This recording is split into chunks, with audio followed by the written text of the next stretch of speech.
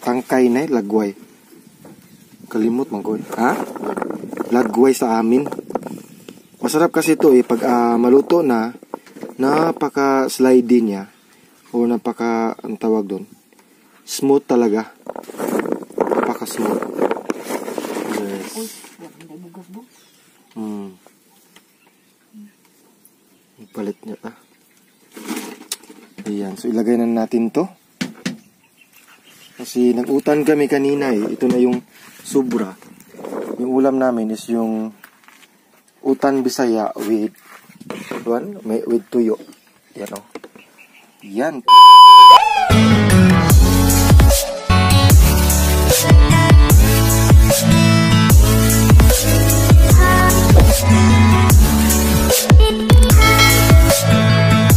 Hi guys and welcome back sa ating channel. So for today's video is may ginagawa po si Nanay Gloria, yung tangkay na tawag Nanay. Ano tawag Nanay?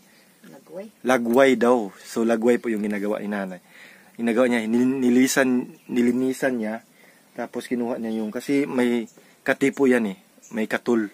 Panit. Oo, yung panit niya o yung kanyang balat. So yung tangkay na excuse me. Tangkay sa atin? Tawagin? Lagway. Oo, lagway. Pero sa iba, sa Tagalog is tangkay daw. So, ito is nasa gabi na, no? Oo, nasa gabi yan na sa ugat na Oo, nasa ugat siya. Tumubo, tapos ikakat yan. Tapos, pwede din daw ni Nanay, sabi ni Nanay, pwede daw yan gawing ginataan. Tapos, lagyan ng gata. Pwede rin pinaksiw. Pwede din ginisa. Pwede din isabay sa gulay or sa utan Bisaya, sabi ni Nanay Gloria. So yan, ipakita ko sa inyo kung ano yung ginagawa ni Nanay Gloria. Yan, tapos na. Yan guys, ito na yung ginagawa na. Kinukuha niya po yung ganito, yung mga, ito kasi yung katol na kani or katong panit. Kiskisan daw Nanay. Kana siya.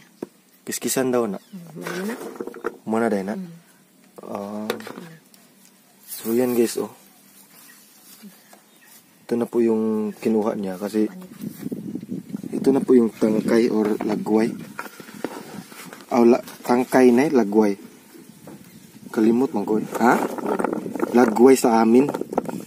Masarap kasi ito pag maluto na, napaka-slidey niya o ang tawag doon. Smooth talaga. Napaka-smooth.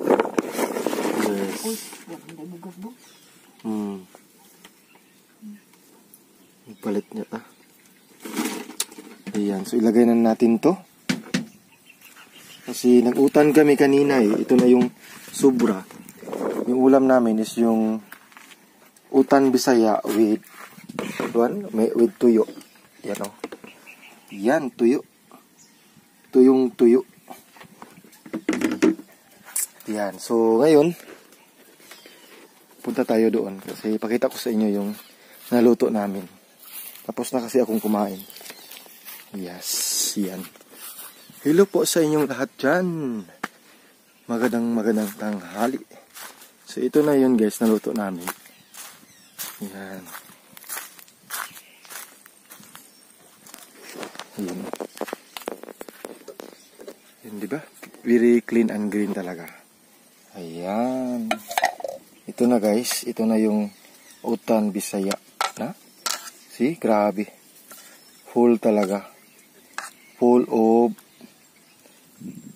gulay. Puro gulay yan. Meron yung kalabasa, yung tangkay na ginagawa ni Nanay or lagway. Tapos meron yung talong. At saka meron ding yan yung okra. Yes, meron yung okra guys. Yan, grabe. Very fresh talaga. Fish from the farm po talaga guys. So, ano pagaganda dito guys sa farm namin is yung mga magagandang tanawin. Makikita mo po talaga yung mga yung mga ibon, yung mga kanilang tinig, no? Tapos yung hangin, grabe. Very fresh at saka sariwa po talaga. Yan. Yan o, hindi na tayo makakita ng bunga ng dragon fruit kasi in season na po wala nang hindi natin bunga. So yung pag-grow ng dragon fruit ngayon guys is pagtubo na lang, no? Yung ginagawa nila is ang pagtubo na lang. Hindi na sila mamunga, hindi na sila mamumulaklak, di ba?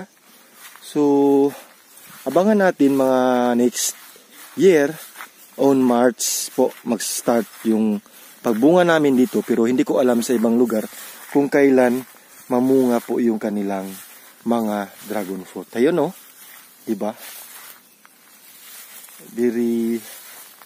Very ganda talaga, very ganda. So punta tayo doon.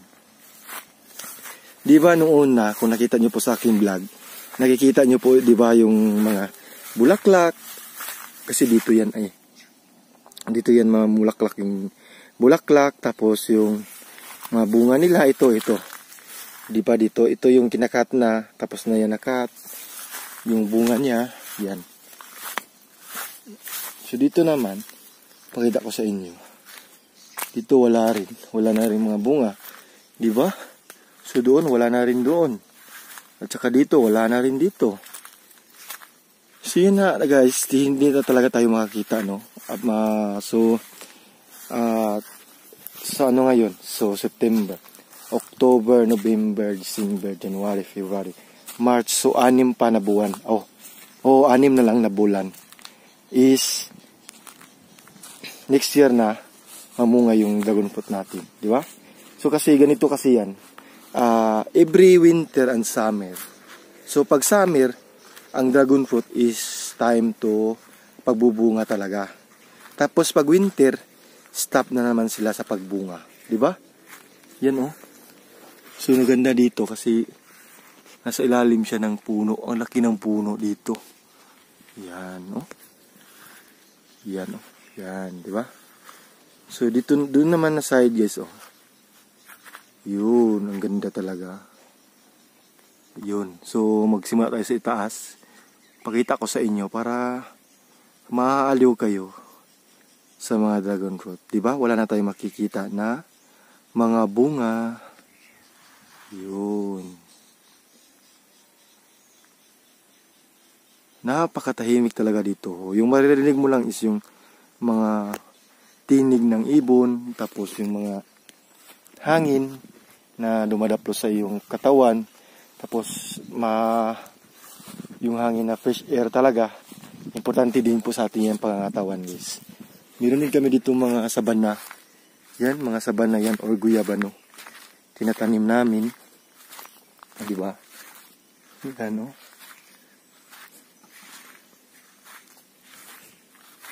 So dito naman guys, makikita mo dito yung wow, ang ganda. Yun. Puntahan natin si Nanay Gloria. Anong ginagawa? Nanay Gloria. Hinihintay kasi ni Nanay Gloria si Tatay Andres. Sabay silang kumain. Kasi ako, nauna na akong kumain guys. Kung nakita nyo kanina sa aking live, sa Facebook page, diba? Sabi nanay, magdungan daw sila ni Tatay Andres. Yan si Nanay. Anong ginagawa mo na? Nag-hipos sa mga baga. Yes. Yung mga baga na kasi tapos na namin yan na na saingan. Yun o. Diyan kami magsaing guys. Tapos diyan namin ilagay yung mga kahoy dito sa kilid. Yan o. Yun yung mga panggatong namin. Yun. So ngayon meron ako pakita sa inyo yung kasi meron ditong bayabas na malaki na pero hilaw pa dito sa likuran. Yun o. Yun. Yung bayabas. Tingnan nyo. So puntahan natin.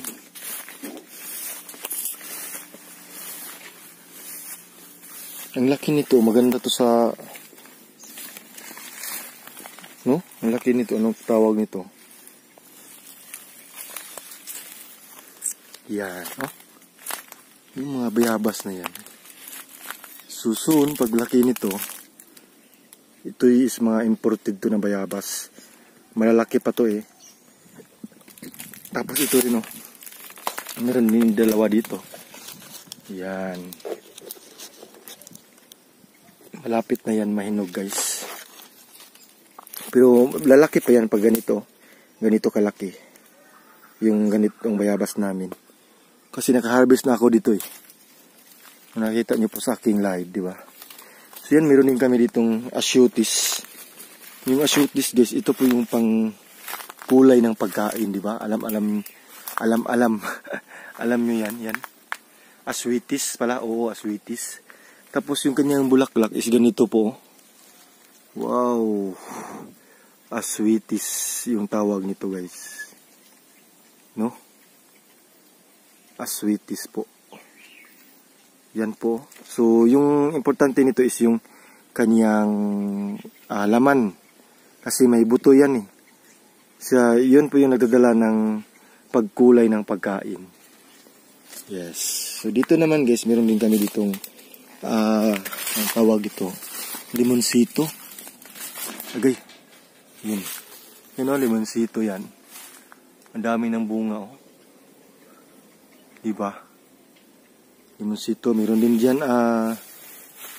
yung yun o, buungon or pomelo fruit. Yan, ang laki niyan. Punta tayo doon. Nakita ko talaga sa inyo kasi dito ako nag-harvest eh. Minsan, di ba? Pag mag-live ako, dito ako mag-harvest. Yan. Yan po yung mga pomelo. Pomelo fruit. So, yan. So, once again, maraming salamat po sa panonood. Keep safe always and God bless everyone. Thank you for watching guys. Bye-bye. Ingat.